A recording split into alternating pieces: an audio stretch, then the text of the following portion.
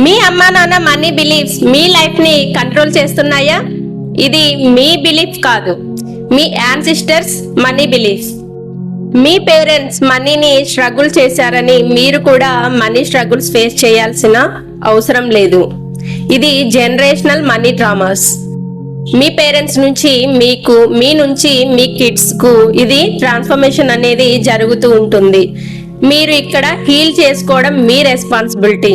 మీరు మిమ్మల్ని హీల్ చేసుకొని ఈ ట్రామాస్ ఏదైతే ఈ బ్లాక్స్ ఉన్నాయో వాటిని మీరు బ్రేక్ చేస్తే మీ కిడ్స్ కి అది స్ప్రెడ్ అవ్వకుండా ఉంటుంది. వాళ్ళు అబండెన్స్ లైఫ్ ని లీడ్ చేయగలుగుతారు.